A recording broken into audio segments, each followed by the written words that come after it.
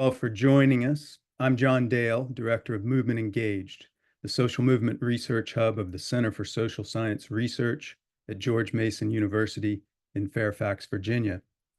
Today's webinar, Social Bias in AI, Recoding Innovation Through Algorithmic Political Capitalism, is the latest in our webinar series on human rights, science, and technology. This webinar is being recorded and will be publicly available. The series was launched by our co-sponsors at the Science and Human Rights Coalition of the American Association for the Advancement of Science in Washington, D.C. The moderator of today's webinar is Connor Mahoney, Principal Systems Engineer at MITRE, and Connor is also a PhD student in the Department of Computational and Data Sciences within the College of Sciences Center for Social Complexity at George Mason. Before I turn things over to Connor to introduce today's panelists, I would like to thank Karthik Ramanujam and Jeba Humeira for our project managers of this webinar series at Movement Engaged and PhD students in George Mason's sociology graduate program. Thanks also to our partners, Dr. Oliver Moles and Nathaniel Weissenberg at the Science and Human Rights Coalition. And now, Connor Mahoney. Thank you, John. So we've just heard from John Dale, Associate Professor of College of Humanities and Social Sciences in the Department of Sociology and Anthropology at George Mason University. I'm also joined with Sam Carter, PhD student, College of Science, Department of Computational and Data Sciences, Center for Social Complexity, also at George Mason. So thank you for this opportunity to discuss the role of AI in modern society. Why don't we start things by saying, while I think most attendees have some understanding of the concerns surrounding social biases in AI, why don't you explain the general concerns, what the general concerns are for AI in social contexts, and what led you to write this paper?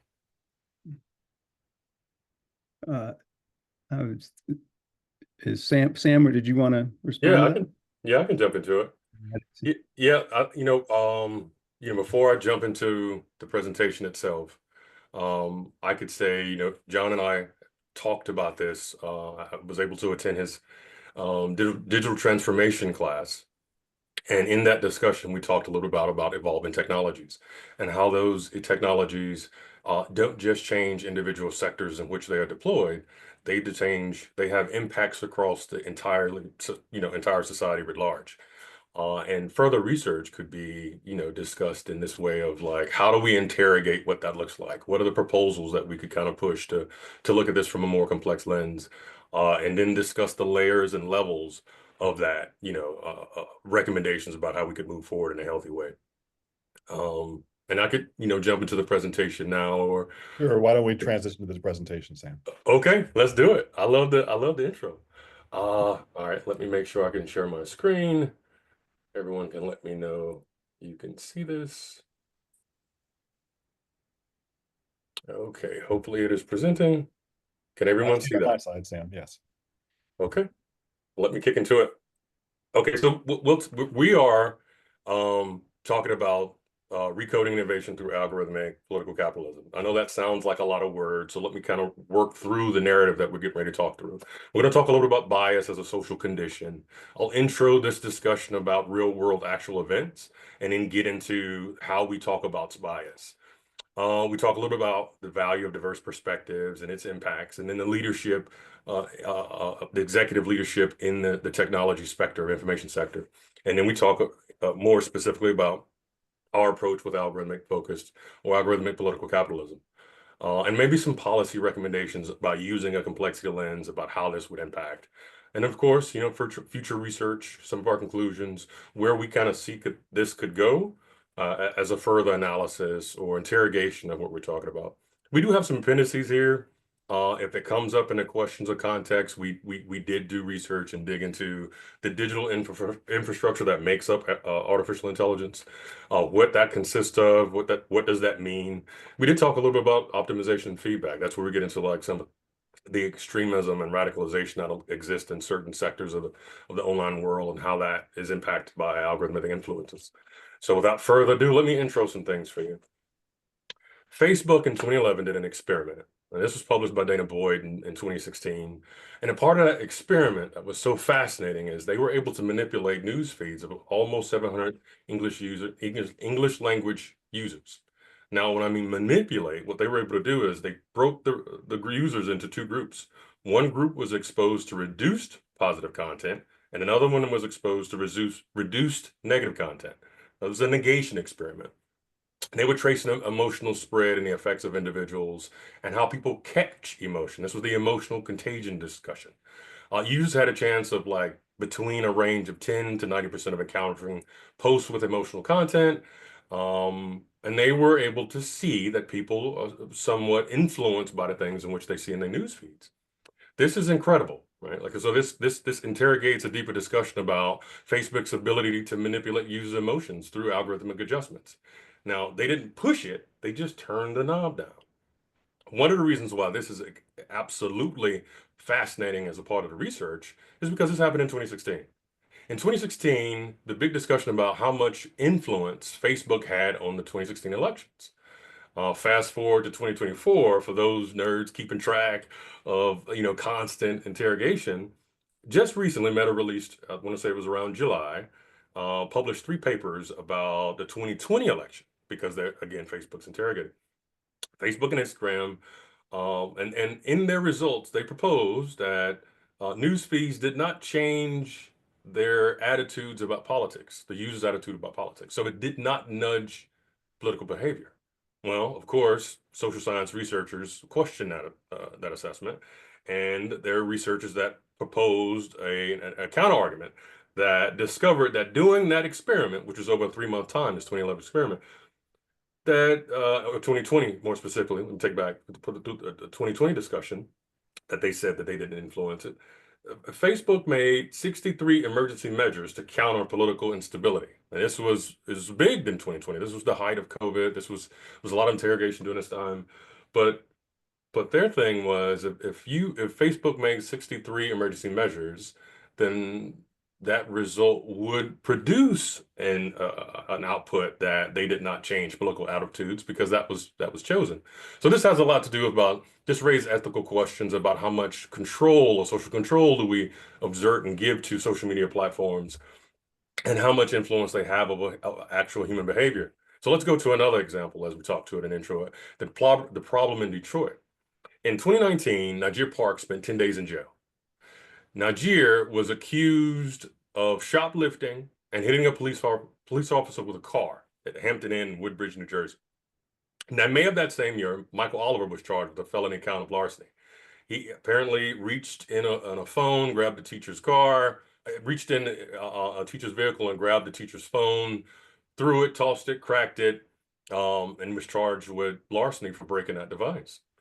Fast forward to January the following year, Robert Williams was arrested in a driveway of his own home in front of his wife and his young daughter for stealing up to almost $4,000 worth of luxury goods from Shinola, which is a boutique.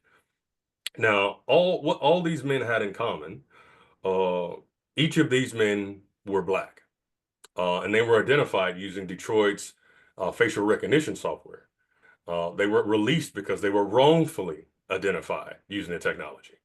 Now, this has a lot to do with Clearview AI. And for those who are less familiar with Clearview AI, this was a big deal around 2019, 2014, about Clearview AI being one of the most advanced algorithms of facial recognition applications, because they were able to scrape all the images off Facebook, YouTube, Venmo, you name it. Existing databases only had maybe 2 to 3 million actual faces. Clearview AI had about 3 billion as they sold to law enforcement during the time. Now there's some discussion about what they were doing in that time. This was supposed to be part of their experiment to do AR glasses. This was prior to the Google Glass thing. But what that shows is, even with all that data, even with that technology, this was an issue that the police department was using that particular software and wrongly arrested 3 men. Now, what's fascinating, in 2019, the National Institute of Standards and Technology tested 189 facial recognition algorithms from 99 different developers. And they reported that these systems falsely identified African Americans and Asian faces 10 times to 100 times more than Caucasian faces. The challenge is there is still issues with the technology. So move into the discussion about how do we deal with social bias? What is this? Most approaches have an engineering capacity, like we can compute it out with more data. All we need is more data and more CPU speed. We can machine learn out some of the biases. And I think that's a technocratic approach. That's technology specific. But what we're talking about is public policy about how do we regulate it and how do we weave this into the social life, our entire social structure. That requires a complexity perspective. And that's what we offer today is taking a complexity perspective on the public policy that regulates these algorithms. We're pulling from Guptak Markol's definition. Now, Guptak is a professor of public policy and administration at Penn State right now. He's a prolific scientist, published a lot in complexity theory. And one of Markol's definitions of public policy he talks about is it's an emergent self-organization, dynamic, complex system whose relations among the policy actors are nonlinear, and the relations with the elements and other systems are coevolutionary. What that means is it's a complex system to where you have to adjust for the dynamic changes of an ever-evolving technology that moves at the speed of competition. So what does that leave us? This is where I turn the leverage over to John to help us walk through where the level of political capitalism starts.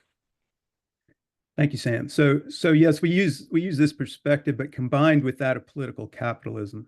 Political capitalism is usually recognized as a complex system in which the economic and political elite cooperate for mutual benefit by influencing government regulation, spending, in the tax system to maintain their elite status.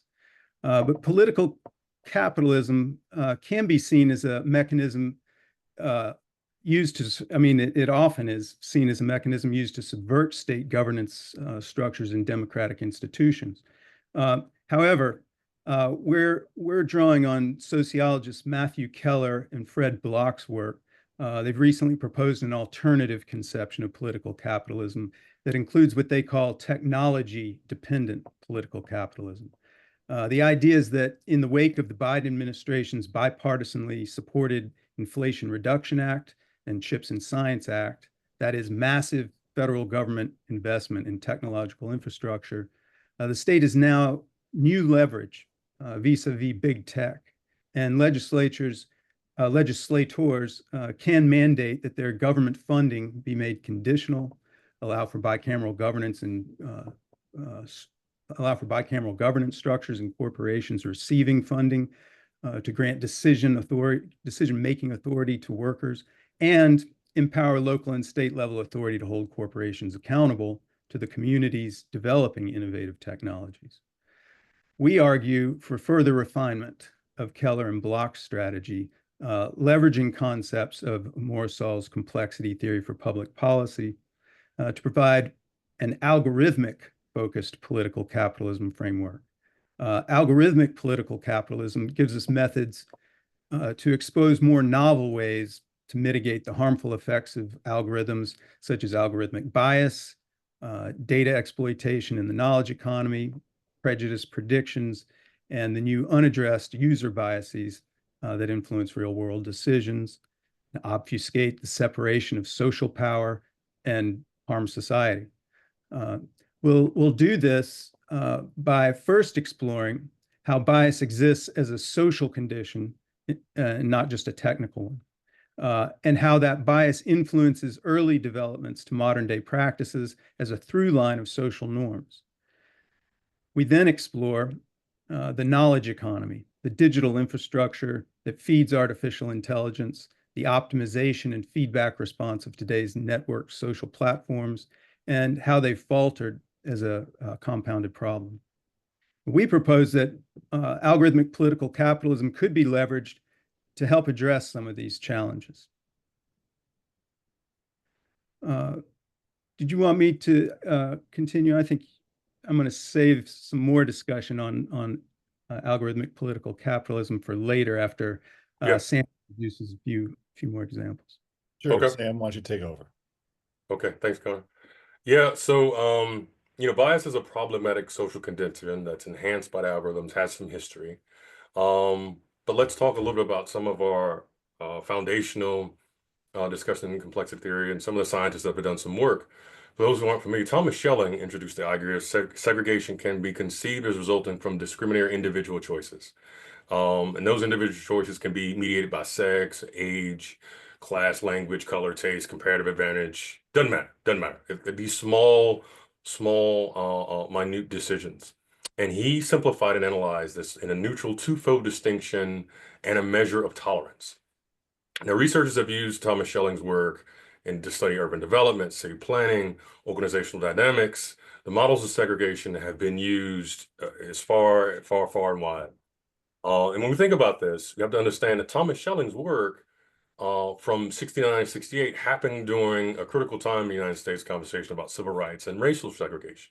The assassination of Dr. King in 68, the Civil Rights Act of 68, the extension of the Voting Rights Act in 65, which happened in 1970. Swan and Charlotte Mecklenburg Board of Education decision that ruled for busing as a means of integrating schools, Equal Rights Amendment in 72, the Milliken and Bradley that ruled 74 that rules schools are not obligated to desegregate across social lines. He was working in this space when this was the national conversation that was happening at the time. And one of the things that, Schelling was able to produce and really to talk about in models of segregation, dynamic models of segregation, and further his micro motives and macro behavior had a lot to do with understanding like these micro individual decisions are crucial for addressing macro behavioral issues, these structural conditions. So, understanding that the emergent property associated to this happens from all these one-offs, quick decisions. So then what do we mean when we talk about bias? Like, what is that? Researchers approach this topic and are typically referring to actions originating from confirmation bias or sampling bias or historical bias, observation bias. We have some systemic biases that happen. All of these are specific slices of the overall discussion. What we're talking about specifically is societal bias. And in the societal bias, we're talking about the element that shapes individual choices that can aggregate into group behavior, whether positive or negative. So think about it that way. Hold that thought in your head, and let's think about the origin of these algorithms, or at least the technologies that we're talking about. We think about right in the 40s and 50s. ENIAC was the first general purpose electronic computer. This was a marvel done at the University of Pennsylvania. They calculate the trajectory of projectiles and bombs because we were dealing with the World War. In 56, John McCarthy organized the Dartmouth Summer School Project, which was specifically on artificial intelligence. So that was the four founders for our AR researchers that are on the line right now. When you think of John McCarthy, Marvin Minsky, Claude Shannon, Nathaniel Rochester, these were the heavy hitters that birthed and coined the term of artificial intelligence we use today. Shannon's research is still discussed and referenced and cited with existing researches that happens right now. But decades later, far beyond some of the proclamations from that summer school, we have Go player Lee Sedol lost to Google's DeepMind AI program, AlphaGo. And just recently, there's a discussion about Meta releasing the new smart glasses. I guess some Harvard students, university researchers were able to use the technology to start doxing people with actual facial recognition software that's publicly available, right? Like, so if we think about that, think about where this is going. So historically, that was the founding moment in time. But in 2022, 50% of US subscribers use voice search daily. Voice search is an algorithmic technology that allows us to use our words and our voice without typing to do things. ChatGPT dropped in 23 and just shut the world down. Logged 1 million users within the first 5 days. 100 million monthly users in just 2 months after launch. There's a discussion of where they are now and how much usage, but there's also competition within the market with Gemini and Claude and so on and so on, all these other language models that are dominating the space. Goldman Sachs estimates that investments in AI would approach 102 billion globally by next year. Super fascinating. 60% of organizations as of last year reported AI adoption using generative AI. So then the generative tools, not just language models, to be not just computational models or prediction models, but the generative models are being adopted in companies today. 40% of companies reporting AI adoption overall, thanks to the birth and growth of Gen AI. They're reporting functions like marketing and sales, product and service development, customer service, service operations, all the back office for sports, and that level of investment is continuing. So if that's our past and our future, what do we see bias being? How has this continued? How do we have issues of Niger Parks in 2019, right? There is a discussion about the level of diversity that's allowed biases to go unchallenged, not for maliciousness, but let's go back to the early developers, right? If we go back to AI and computer engineering, the primary demographic in the time was male and white. The trend reflected the norms of the time, particularly in the United States and Europe, where the technology has been developed. And I think some researchers stopped there. And I think that's it. They kind of cut it off. But what we want to push is another lens. It's not just male and white. Like, I think that's the wrong approach. What we're looking at here is a specific educational background. They came from the same universities, research institutions. There was a homogeneous student bodies. They reflected the same social, economic, and educational spaces. So the inequality was like, this was a very close knit. They knew each other's name. They were competitive like physicists. This was a small club. And that kind of continued. That continued. So when we look at today, as of 2003, leading up to 2023, we pulled data from the Bureau of Labor Statistics, and we focus very specific on the information industry. So this is only employment statistics from the information industry. With information, we think of media, software developing, app development, web traffic, web creation, things like that. And from 2003 to 20, so over a 20-year span, there hasn't been as much change in the workforce demographics. I mean, if we look at how many women have been in this place, it has been fairly consistent. There hasn't been a large, there's been a growth of industry job opportunities. There's more jobs available, but the percentage of the workforce has not changed over that 20-year period. So, okay, that's the developers. We have some caption of who is creating these algorithms and how had this happened. Well, spanning from the 80s to 21st century, the primary demographic of the users reflected that of the developers. And this had a lot to do with like marketing, targeting men and boys, and reinforcing some of the gender stereotypes. Emerging technologies, personal computer, internet was expensive. Because it was expensive in the early days, lower income families and minorities were disproportionately affected. Now, that's a homogeneity. What about today? Like, the heterogeneity can be flipped when we think about internet usage and penetration, because if we look at 2023 and we take the absolute oldest demographic, there is more internet usage from our oldest demographic than it was our youngest demographic more than 20 years ago. Now, yes, you could say that it's because that generation grew up with the technology, so of course they're using it. But the internet penetration goes beyond that. If you break it down by income, we can see there's a closing of the gap. Right, from 2000 till today, there's been a closing of that. That's also reflective in suburban, rural, and urban environments. So there's been more usage penetration, but still, even though there are more people using it, there's still challenges when it comes to how the data itself is kind of curated. So early foundational data, of course, there's a discussion about the curation of data that was come from a biased demographic. Implication across various domains because it was challenging. Wearable technologies and machine learning applications for mobile devices. This was really, really impacted in the health area when it comes to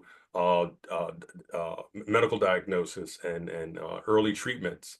When the data is lacking some heterogeneity and it's really focused in a homogeneous group, then there is poor performance and deficient performance and slow service of maturation for a greater group. Again, people from lower social economic rural areas are underrepresented in these data sets, which means a lot of these technological developments aren't considering their needs and behaviors in the same way. But what are we talking about when we say diversity? I think, again, when we go back to that early example, I think it's the assumption from some discussions are people just need to be of different skin demographics, and that's not true. That's cosmetics. That's cosmetic diversity. That's not actual diversity.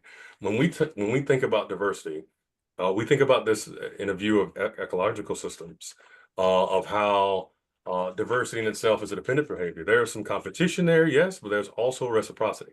Now, I think the important part of that is the dependencies. So when you think about economic change or environmental change, that level of a different scope gives our ability to adjust, to be robust, to be resilient. You add resiliency to the system. So that means difference in perspectives, difference in backgrounds, difference in lived experiences, more diverse data in that perspective to adjust to complementary, adjust to the algorithmic changes. And this is important. When we go to thinking about diversity in that space, where do we still have challenges at the higher end of the technological ecosystem? It's at the leadership level. There's been vast improvements up to today of being able to work through including the data sets to make sure user experiences across all demographics, all language spokes, all language and cultures. But there are still some challenges within the decisions that are made in these technologies at the executive level. So the executive level, there are fewer women that hold executive positions in leadership as of 23 in the entire U.S. workforce. While the women account for 47% of the workforce, they only account for 28% of the top executives.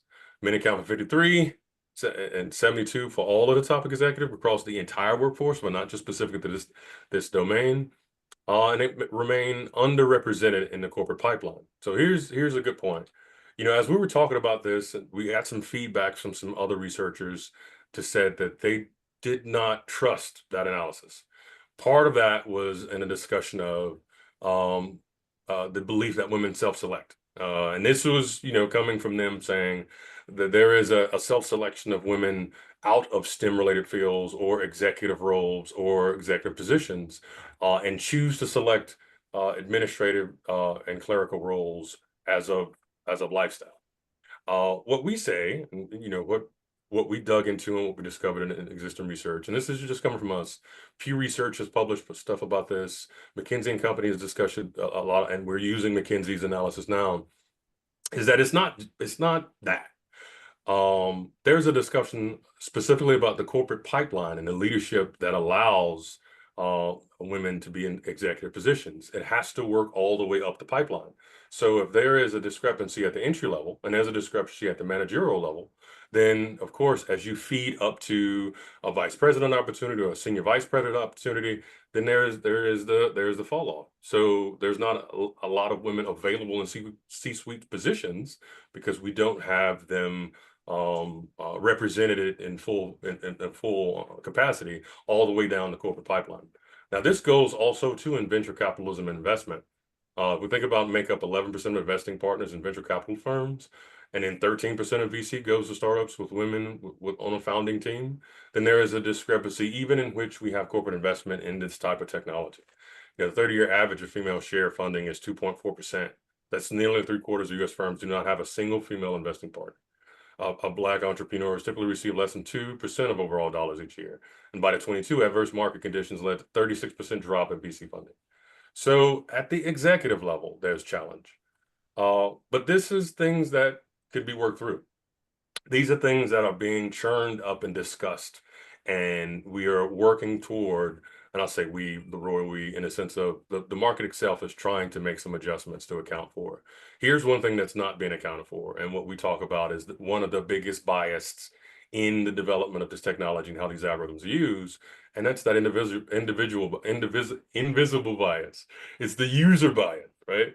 Think about the data monetization environment and how much money data brokers are making. The global market is expected to grow from 2.1 billion in 20 to 15.5 in 2030. That's the data monetization space, the predictive markets to predict your consumer behavior or voting behavior, voting patterns. Data is valuable. The idea that data is new oil has long surpassed. It's beyond oil. It's more profitable than having oil, rich data. Companies weigh the needs by protecting the privacy of their customers, but they still rely on governments for a variety of policy and obligations. So one of the major purchases of user data is governments.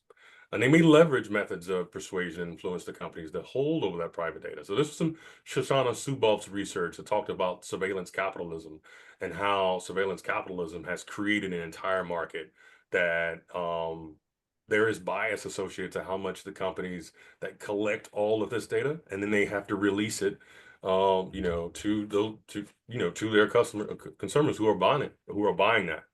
And then we go into Byron Tao's research that talks about means of control. This surveillance-driven model, the tax assumptions and agencies, the people are unwittingly nudged and manipulated based on these predictive insights because the data is available. The challenge of this happens when governments, specifically our government, when the U.S. government buys this, it bypasses some of the right to privacy protections bestowed by the Fourth Amendment. Because it subverts, it's subverted through corporate agreements. We have a user agreement. We click, agree, we release our private data. That service and that capability may be free to us, but we're paying with it with our data. And then once they collect that data, they can improve services, they can improve feedback, but they also collect a lot of information that also becomes extremely valuable for them to sell later. Data brokers have sold millions and millions of users data across multiple technologies with little oversight and resistance. We don't actually have public policy regulating that right now. The internet, every digitally connected device becomes a mechanism of surveillance and monitoring and producing valuable capital for those corporate, folks that are involved in that. So this is one of the areas where social bias is a big deal. It's the user bias. How much do we, when we have these privacy discussions and property protections, how much do we release to the corporate hegemon, this insular vanguard, so to speak, as Byron Tao talked about? How much does the insular vanguard have control over what we do without any type of public policy to address it? So this kind of goes back to that discussion of how this is complex, how this requires complex policy, and why just a technocratic solution is not going to address all the layers and levels of the discussion as we go through it. So I'll kind of turn this over to John to talk a little bit more about algorithmic political capitalism as we light into it. Yeah, so as Sam was saying, Byron Tao's data haven is built atop a complex digital infrastructure of physical and human elements. Essentially, artificial intelligence is supported by this infrastructure through a mesh network of resources with as many challenges as those influencing the algorithmic biases that we've studied. Norbert Wiener in 1950, someone that many artificial intelligence philosophers know well and have been influenced by, his work in cybernetics in particular. But in 1950, he wrote a more popular version of that in a book called The Human Use of Human Beings, where he cautioned that automation and machine learning could transform industries, impact human labor, and influence society.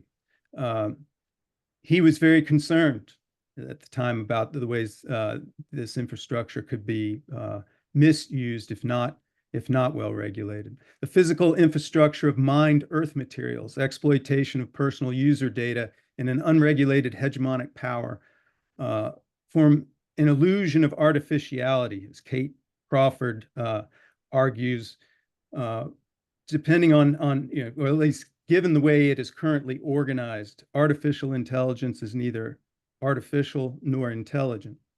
The human infrastructure, often an invisible world force for managing and cleaning data, consists of a global enterprise of ghost workers who lack labor protections or oversight. Together, these generate feedback mechanisms that optimize some of humans' worst impulses, such as misogyny and extremism, and intensify social inequality and polarization. Returning to Morosol's understanding of complexity theory for public policy and Schelling's lessons that Sam was discussing on how humans possess a degree of nonlinear adaptation that is based on individual decisions that provoke macro behaviors. In a world saturated by algorithms, these behaviors can be preyed upon by those empowered and willing to profit or take advantage. We know that algorithmic bias manifests from societal biases, gender and race, as some of the explored examples. Ageism and ableism are less explored, and that these biases persist today with potential solutions to mitigate risk on the horizon. However, Privacy protection for user bias does not. The framework offered with algorithmic political capitalism, as we call it, draws upon existing research to scaffold a comprehensive, collaborative approach to a technology in constant change and acknowledges public policy. The artificial intelligence risk management framework, the executive order on the state's secure and trustworthy development and use of artificial intelligence, and the blueprint for an AI Bill of Rights all establish a prioritization of efforts, but alone do not represent a final solution. An ultimate lever of power to influence AI development for the greater good. Algorithms of the Marvin Minsky and Norbert Wiener era may not have predicted the performance metrics of Claude Llama or GPT-XX, just as those of today do not compare to tomorrow's technology. But the social impacts exceed the measurability of transformer parameterizations. An initial component of this framework is derived from the collaborative co-ownership employed with platform cooperatives.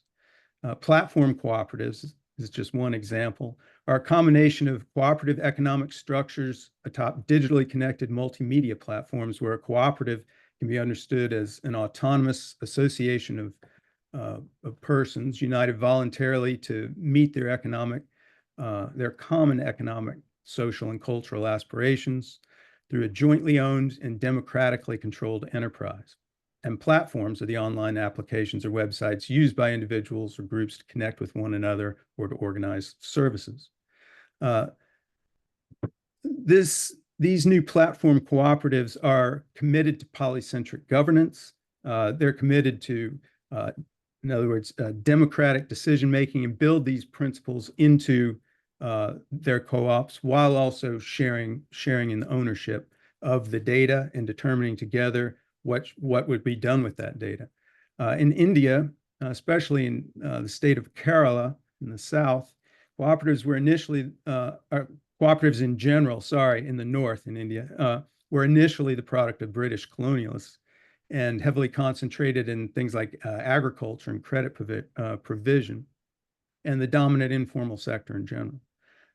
But today we're seeing, especially in southern India, a development of platform cooperatives where workers and users can democratically own and govern the platforms in which their lives are becoming increasingly dependent. They recently just had a declaration in Kerala for building democratic and human rights principles into their co-ops and are striving to create a whole new governmental infrastructure to support platform cooperative development. In Brazil, the platformization process is highly institutionalized already, highly organized. It has deep connections with political power and is well structured in terms of resources, generating millions of jobs and boosting economic development across the country. Cooperatives offer a platform for democratizing economic power, in short, that extends beyond traditional corporate and government structures to users and labor.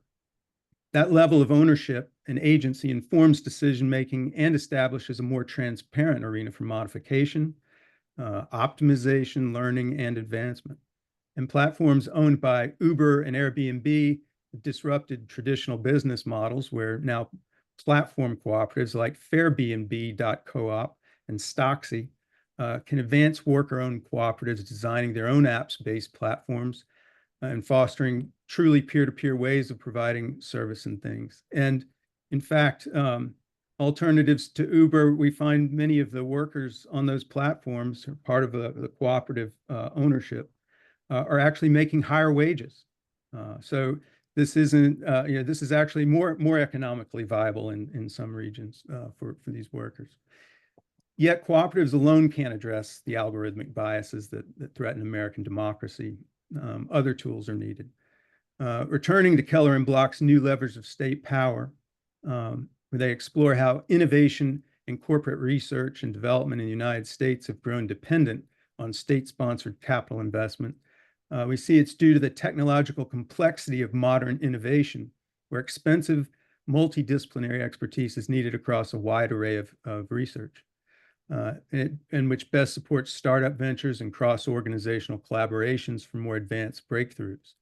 The emphasis here is on democratic experimentation and expanding from this more insular vanguard that Sam alluded to earlier to one that's more inclusive, unleashing possibilities across a broader array of market participants and users. This state-sponsored ecosystem that Keller and Block are discussing, which they refer to as the developmental network state, has been pumping investment into this area since after World War II. So that when Elon Musk argues that government has no way to innovate, and that really it's all done by private corporations, he's neglecting how he, for instance, he was bailed out along the way by the government when he went bankrupt, and that most of the investment early on to these private industries made possible some of these innovations. So it's really this partnership that we're trying to emphasize here, not a government takeover of tech or something like that. But this developmental network state focuses on helping firms develop products and process new innovations such as software applications, biotechnology, medications, and new medical instruments through distinct overlapping tasks: facilitation, brokering, opening windows, and targeted resourcing. And additionally, this ecosystem's grown durable through the gradual decentralized diffusion of network conducive strategies to an assortment of federal programs. And these programs have assembled strong constituencies in the diverse communities they engage, such as small firms, business associations, universities like our own, and research institutions, government contractors, and venture capitalists. Political capitalism, along with the symbiotic relationships between corporate production and state-sponsored innovation, has leveraged collaborative networks to optimize manufacturing and production without major consideration for social good, amplified inequality, and invisible user bias that expedient advancement has caused.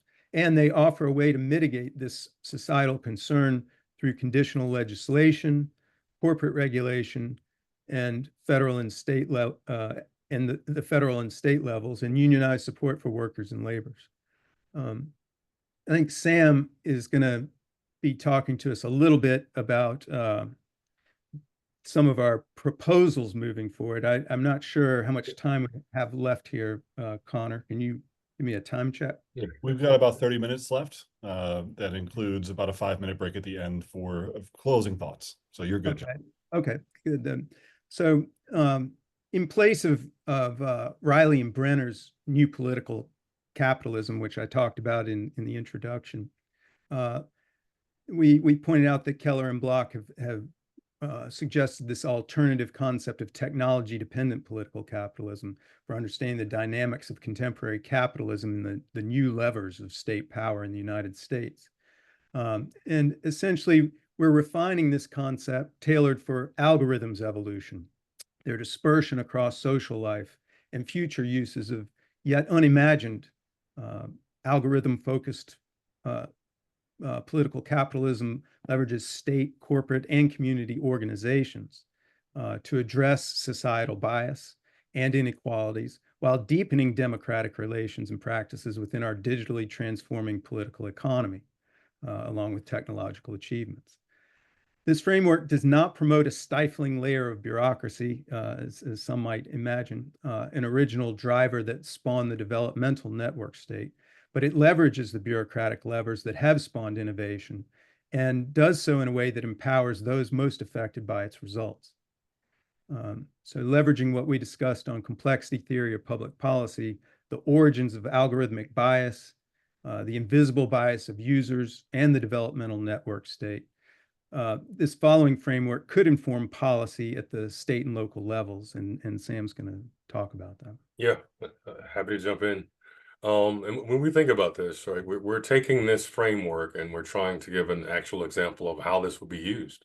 How would we take Keller and Block's political capitalism, technology dependent? How would we take the idea of Merkel's complexity theory and use it to inform how we approach a policy? And when we talk about algorithms, right, like, there's a discussion that kind of made me think about it earlier. And one of my committee members reminded me of it in a discussion I had in his office about we have predictive algorithms, classification algorithms, we have statistical algorithms. One of the things we're specifically talking about here is artificial intelligence algorithms. And in this focus point, how do we take policy to try to create some type of framework to approach this at a multi-layer, multi-level, and across the overall ecosystem of the information space? Well, one of the things will be conditional funding. This is taken directly from Keller Brock's approach, but we make funding, that targets algorithmic bias of all types and conditionally restrict inadvertent advancements of segregation principles, of gender bias, and unequal and unethical agitation stuff. Examples of this already exist in the CHIPS Act and the Sick and Science Act, which directed federal funding to institutions, people, and places that have historically received relatively low levels of public and private investment, and addressed it again in Title III, Section A, for Congress to transfer and engage full potential of talent to increase diversity in STEM, incorporate diverse perspective in the innovation process and ecosystem, and invest in basic science and research and development. This is also, some of the language that existed in the bipartisan infrastructure law, which is the President Biden's Build Back Better bill, that talked a lot about, but not limited, state, local, and tribal governments, employees, unions, economic developments, feeding that into it. So having a lot of the funding that's driving innovation today, which is not actually coming from corporate investment, it's too expensive. A lot of that's coming from state investment. The government is funding a lot of the innovation, making it conditional. So if they produce this, then that's a problem. And then we go into diversifying and expanding more inclusive data rights. So data property rights is a big deal. This is something that's specific. We talked John gave us some examples of Fairbnb.coop, Stocksy, Fermondo, and Resonate. These platform cooperatives that have democratized power and ownership and control over the data holdings. This is not just community wealth building, but we can use that as actual examples. If we think about Cleveland, Chicago, and Scotland, the range of strategies is already in place that we could use and discover. The sustainable economy is built up that are locally rooted, broadly held ownership, and they tackle long-standing systemic challenges and structural inequalities because there is community ownership of the data in which we're using. Instead of blindly having the user bias being bounced against this or bounced against the users, this is a way to democratize that social power so there's some ownership of user data. Another example of this is the data commons as a framework. Now, if we think about the NCI data commons, this is where wealth building exists through participation, which enriches the source. It's well governed, it's cloud-based, but the value of it is the more people use it, the more people who input to it, the value increases of its utility of doing genomic research across the globe. This kind of goes back to that discussion about original bias associated with some of the health-related data, because it didn't include or it wasn't as representative of the entire population. Some of the impacts wasn't migrated or matured to have that level of impact to everyone across the world. Again, complexity. Think about the full scope. One of the other things about algorithmic standards. Now, when we did this particular research, John and I started last year. And last year, there wasn't as many NIST published standards and products released out on this discussion. It was still churning in the background. So, we offered, an algorithmic framework to integrate these principles, to include additional stakeholders in this space, and have some type of discussion about decision-making and human rights and the standards, and including privacy protections. And we said the way in which a standard could be used could be an example from how we use the NEMA standards. Now, National Electrical Manufacturers Associations and what we understand for NEMA standards. But we think about all the electrical plugs for appliances that are developed, regardless if they are made in America or they're made all over the world. There are specific standards associated to that plug to plug into the wall so it can be powered. There's a universal standard for these appliances. Doesn't matter. but that's a safety regulation. It's regulated. So if you make a product and you power it not following those NENA standards, and something happens, whether a fire, electric storm, an explosion, you're not liable because you didn't use the universal standards that the nation requires, which is inspectable, it's auditable, it's criteria there. Why can't we do the same thing with our algorithms or these technologies without restricting it, just establishing lanes of the road, rules of the game, how the game is played. So I say that National Institute of Standards and Technology has been publishing up a storm this year of 2024. I think I've read maybe 5 different reports that have come out of this. AI Safety Institute is clocking it. They are throwing stuff out there and they're running, and we're excited about it. But think about it this way. In December 23, the European Union enacted the Artificial Intelligence Act, which is big. In that act, they banned AI applications that threaten citizens' rights, include biometric categorization systems, and the scraping of facial images to create facial recognition databases. Emotion recognition in the workplace, schools, social scoring, predictive policing, they banned it in the European Union. We haven't quite got that far yet in our discussion. But I think this kind of leads into the other one, right?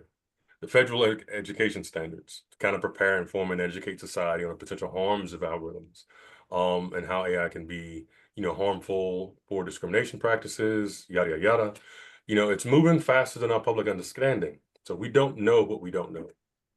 And the information saturation of bots and spam and deepfakes, emotionally charged state-sponsored propaganda, the deluge is noisy, it's messy. Anyone that spent time on social media will know that the bots are loud, the trolls are angry, and it doesn't stop. It's just a full saturation of emotionally charged space. So how do we establish a shared narrative that we all understand a common truth, or at least believe in a vision of a collaborative future? Part of that is increasing education about what the harms are, and then also increasing education of how do we get to a collaborative, more unified vision. So when we think about this from a complexities place, what we're saying is all of this will not be solved through technology alone. We can't compute it out. It can't just be a machine learning algorithm that has more compute space, more storage, and more data, instead of a 70 billion parameter transformer model. That's not it. It also is not an area where it's just NIST standards that solve the problem. It has to be done across the entire ecosystem of information space, and it has to be done in an adaptive way. But what Nicole will help us understand is it has to be adaptive to adjust to the emergent properties that emerge from the individual acts and individual decisions and individual advancements of technology that impact social behavior. So that kind of wraps up our proposals. What we have kind of discussed, this afternoon for everybody on their lunchtime, to kind of keep it quick so we can keep it moving. Bias is pre-built in the human condition. It's there. It's influenced from the first generation of statistical models and computational algorithms, and eventually, artificial intelligence from Marvin Minsky's days, from Shannon's days. Prejudice and injustice in the social system have leveraged these technologies to preserve and obfuscate these practices. We had some examples, not just the Nigeria parks of computer vision, but think about the discussion of other predictive policing across other cities that have had issues with this, or some of the hiring practices. Specifically Amazon is one that's talked about a lot, that negated women applicants in the resume of the service some years ago. And the idea of obfuscating those practices was more in a discussion of, well, the machine did it, so obviously it's neutral, it doesn't care. But it obfuscates the data in which it kind of fed that. So, one of the things about mitigating bias as a computational problem is it ignores the realization that bias is ingrained in our social system. Some good, some bad. But when it's bad, then, just saying that we'll machine learn it out kind of ignores that. Complexity as a lens for public policy gives us a way to where we can aggregate those individual interactions and look at the macro scale and how that emergent property should be adjusted or adapted. It's dynamic, it's sometimes chaotic, but that's the way in which we kind of leverage that. We pull from technology-dependent political capitalism, so we pull from Keller and Block, but we can make government funding conditional. Algorithmic political capitalism, our approach, it enhances the strategy of democratizing social power. That's the point. Empowering civil society, of course, distributing the governance structure. So it exists through community all the way up to the state and federal level. And that in of itself creates its own reward system, right? Like there's the human feedback discussion, those feedback mechanisms that amplify and nullify is where we create human civilized behavior. So in a social technical system, we want to have a reward system that promotes healthy behavior, but also restricts harm, injustice, and prejudice. Future research, where could this go? Where could we take this? John and I have talked about this before.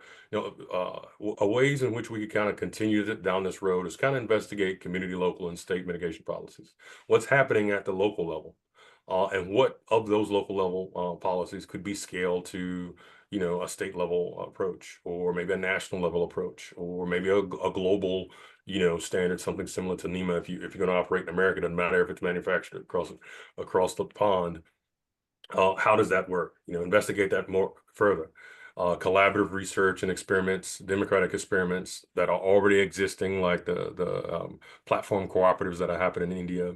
Like, how can those experiments inform what we do here? There's a lot of work that is happening in South America and Africa and India, and across the globe. Some of that could inform how we approach, very similar to the artificial intelligence side from the EU. Study platform cooperatives and data commons as a model initiative. Like, analyze how that works at the scale. There is a lot of discussion about that works with a very, very, very, very small, very, very fixed data set. That does not scale. Well, let's experiment. Let's see what does scale. How high does it go? And then how exactly does that work? Research could really be into expanding and exploring that. And because I come from the CSS program, it's computational techniques, like what data can I model? How can I use an agent-based model to do this, or a networking model to kind of test different simulations and different outcomes? What levers what knobs and dials could I turn to agitate agents in certain behaviors, or move them down, or at least look at what public policy can kind of shape this, or what network interactions create some level of centrality, or different social relations.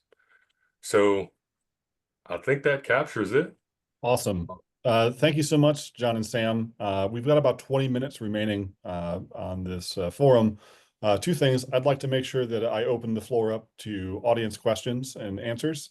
So if you have them, audience, please feel free to submit them, and I will do my level best to ensure that we address them in time. And if not, I'm sure that John and Sam would be happy to follow up via email or a separate conversation.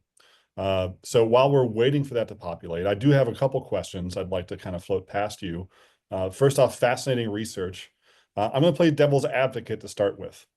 So recently, Emmanuel Macron, the president of France, stated that in order to stay competitive against the United States and China in the race towards artificial intelligence and global dominance in these fields, Europe must do several things.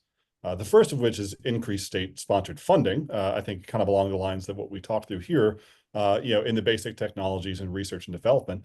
But the second was to reduce the amount of regulatory policies that exist in the EU so that they can operate, to quote, I think basically as freely as China does with the data that's available to them.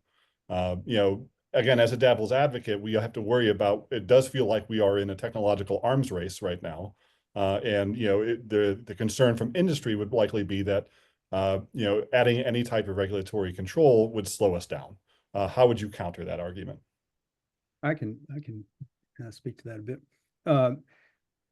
So, France is also part of the G7 and have been working with the United States. The EU also is part of that. They have been developing new trade policies within which are embedded data trade clauses in particular that they now are including in bilateral trade agreements with their partners in the global South. And in those trade clauses, they forbid what they call data localization. So if you have companies, say, coming from France to work on any of their partners outside of France, they keep all of the data, and none necessarily is left behind to be used in developing new competition, exploring new things you could do with the data. Maybe it's for traffic patterns, in the city. This is done in the name of what they call digital let's see, digital free flow with trust. It's an awkward phrase that came from Japan when Japan became the head of the G7. When you look through these trade clauses, there is no discussion. In fact, it sort of makes it much harder to develop some of these, say, platform cooperatives I was talking about. A unified notion of property rights is all they emphasize. And they have missed an opportunity to actually probably compete by ignoring these kinds of important regulations. They are regulating.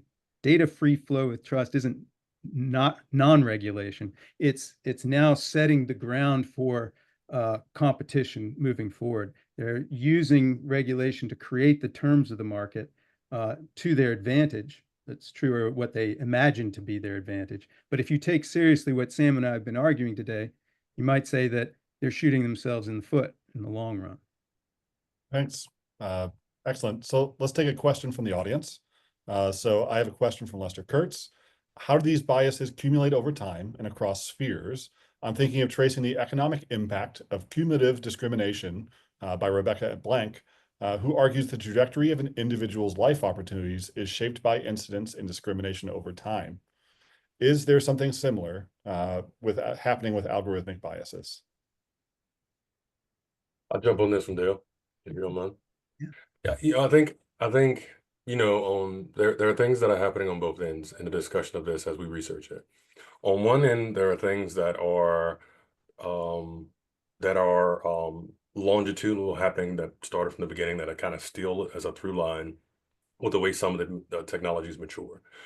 There is ways in which we have gotten better with the technology, so we're mitigating less.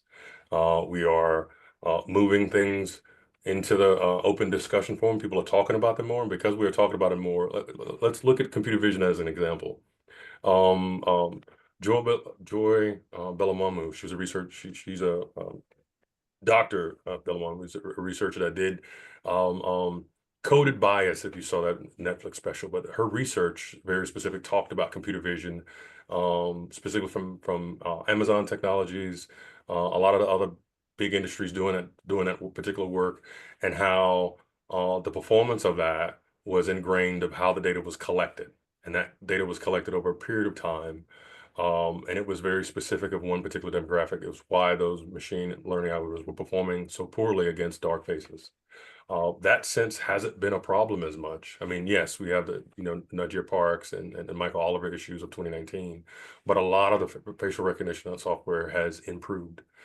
So there is incidents to where, because it's come to the public space, we talk it into the social town square, and how do we address this? Those things are starting to mitigate out. But we're not catching everything. There are other things that are ingrained in that, and those things which are more obfuscated. For example, the discussion of gender biases in the hiring applications. Amazon had that problem. I think that was as late as 2012 or 2014, which it came back up again in discriminatory practice. That didn't just happen in 2014, 2016. One of the discussions we talk about in the paper is a very, very, very early example. Let me see if I can pull it up to kind of show you of hiring practices that were a problem as late as 1990. It was just basically trying to create a computational way in which the algorithm performed the same way humans did. Well, in the process of them performing the same way humans did, they also existed a specific bias associated to the hiring practices that exist that day. So, I think there is both a two-form practice there of there are things that are getting better, but there are also things that are still obfuscated by the machines. I hope that helps. Awesome. Thank you, Sam. Another question, this one from an anonymous attendee. How would you integrate the research currently being done on societal bias and artificial intelligence and the solutions proposed by those researchers with policymakers that are currently working on AI regulation? I like that question. I do too. I like that question. I'll jump and then I'll hand that one off to John. I love this question because how do we inform? So there's a lot of work being done by a lot of brilliant people that are trying to do the best they can, what they have. If you read any of the NIST reports that are coming out this year, it's a lot of well researched, well thought out, very articulate. These are the best scientists that we have trying to tackle this problem. One of the things that we would say, what we would offer to the discussion, because that's what this is about, offering to the discussion, what we would offer is taking a complexity lens and tracing it. Like, what are the dependencies? What is the immediate audience that are impacted by this, and how do we increase the stakeholders involved in the discussion? So the more stakeholders that we know will be impacted by these standards, that will be either advantaged or disadvantaged by either proper use or misuse, should have some type of knowledgeable role as this rolls out. So, one of the ways I would say as we inform policymakers is how you educate the people that are impacted, how you increasing the stakeholders' involvement. What are the reward systems associated to the policies? Things like, what are the punishments? How do you hold people accountable that these standards would actually be followed? Yeah, that's the punishment. Or what's the reward? Like, how are you enticing, incentivizing that corporations, businesses, technology vendors, businesses, investments, innovators would use these standards in the first place? Is it a NEMA standard that they're held liable for responsible misuse? Or is it funding conditional and you will not get this funding if it's discovered that your technology creates or obfuscates existing social bias? So, that's where we would start, and I would love to, work the tree to kind of trace this down with any policymaker working this. I'll pass it to John because I know he's been dealing with this space. Yeah, I mean, we see stories all the time about this. Don Beyer came to George Mason University to take courses in AI. He wanted to understand how this stuff works. So when everyone would come in, to talk to him as a congressman, tell them they don't know what they're talking about. You should leave it to us guys in Silicon Valley to write the policies for you. He wanted to know whether this made any sense or not. Is it really too hard for us to understand? Do we have to leave it to them? Our university has been encouraging a new AI minor, AI and ethics minor. They're expanding this. We just had last week a big launch for a cluster that's interdisciplinary. I think many people just within universities, not only at George Mason, are trying to work on this across disciplines. They also are engaged in public science, where they are starting to mix it up with policy makers who are looking for answers. I think the emphasis on democratic stakeholders being incorporated in the decision-making process is very important.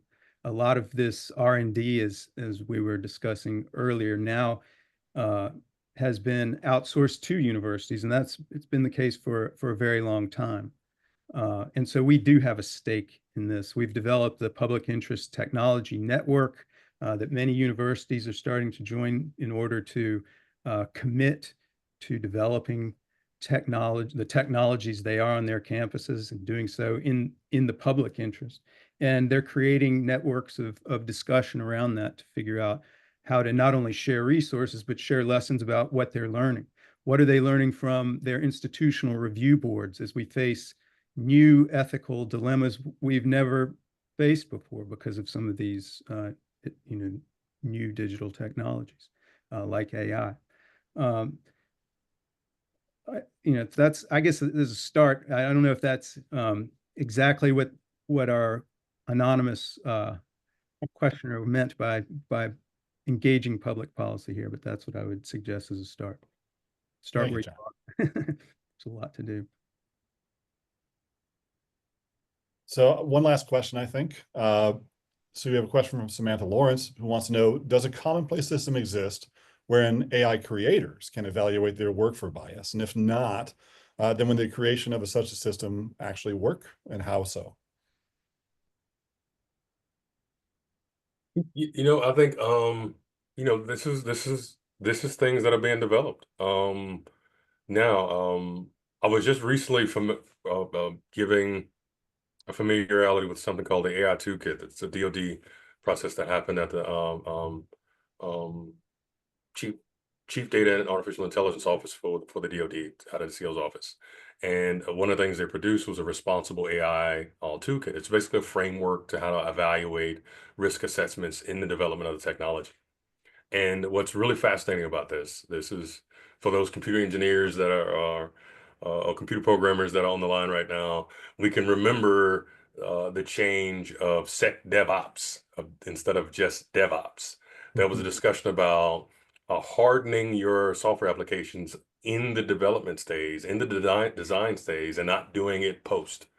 Because early coding, early software development, you had to get the function right first. And then once you had it working, you had a working application, you had a working solution, you had a working framework, you had a working whatever. Then it was like, okay, now I test it and try to debug it. And then SecDevOps was, you build and harden your application early in the design phase, in the development phase before you get to production. Um, what the AI toolkit, or our AI toolkit, or at least the framework in the discussion that it talks about is also considering those considerations in the development phase, at the early training phase. So instead of just training the algorithm to be a function optimization, it's how is it trained? What data is it collecting? Is the data itself, conditioned to create some type of, anomalous behavior? So, having it happening at the early stages. I think those type of frameworks will happen more often. Again, as these conversations come to the light of day, we're happening. We having them in the town square. AI researchers are discussing this. Responsible use and ethical use of AI is the topic of the town. So, I would offer that. Yes, there is a way to do it, and we are developing different ways. There are different approaches. We don't know which way is the best way yet. I don't think anybody could say we've cracked the nut. This has solved all the problems. But I think the more Come and on, more we Sam. work through it, Let's get it done. we're, We're all we're depending all on you. no pressure. No No pressure. pressure. Yeah, All right. Thank great you. question. Excellent. So we're pretty much finishing up on time here. I want to open the floor to John and Sam for any closing comments. And I guess the question would be, when can we expect to see this paper published? Well, thank you. It's currently under peer review with AI and Society, so we can't answer that question yet, but we would be happy to get your feedback when it's published. We probably should. We've been giving it to some people for feedback. Of course, we want to see what kinds of comments we get back from this first round, and then we'll certainly put it on our Movement Engaged website when it's appropriate. It is going to be open source, so be easily available to even those who cannot get behind the paywall. And we should also mention that there is a survey that we give at the end of these webinars, and we appreciate your feedback. I think it may be posted now. Can you tell, Connor? Let's see. I think I see it in the chat. So if Oh, yeah. anyone opens the Let's chat, you should feedback be able to on see the feedback form. Yes, please do. Sam, closing thoughts?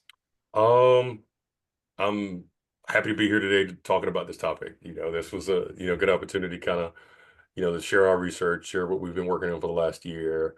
Um, there's so much to this. Even getting into the digital infrastructure, getting into some of the misuse and certain isolated environments. This is a very, very, very deep well that we won't run out of depth exploring. So we welcome feedback and interest. So for those researchers that are thinking about the topic, please reach out. We're happy to take interest, feedback, questions, recommendations, even if it's just reading recommendations. Or you read a good book that you think could inform us, we're welcome. So those are my closing thoughts. Thank you for having us. No, thank you, Sam.